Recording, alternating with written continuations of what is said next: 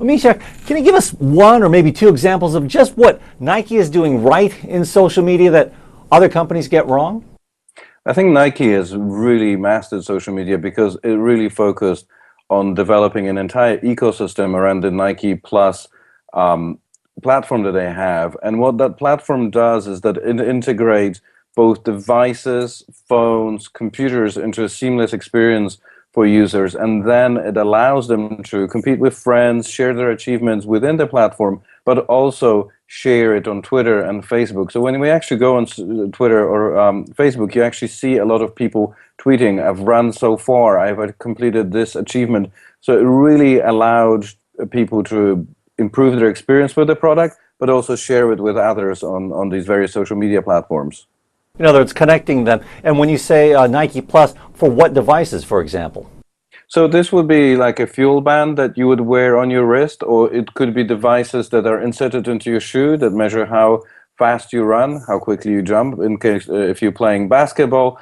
This could also be programs that are embedded, applications embedded in your phone that measure your location, your speed, your runs, and all of that gets then fed to the online platform that measures your performance. And again, you can share it on Twitter and Facebook. I would actually encourage you to just type in hashtag Nike Plus on Twitter. You'll see how many status updates that are generated by users who share these with their friends as a result of their athletic activity. I see. So earned media. Now, Misiek, you found that between '09 and 2012, Nike spent more money on digital and social marketing than any other American advertiser.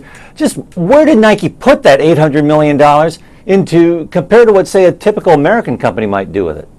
Well, so I really think is that commitment to actually building a platform for users to engage with these products. And I think this is what differentiates a really good social media user from bad social media user when it comes to companies. A typical company, what they will do is they'll open up a Facebook page and they'll start broadcasting to the customers saying, you know, buy our product, buy our product again.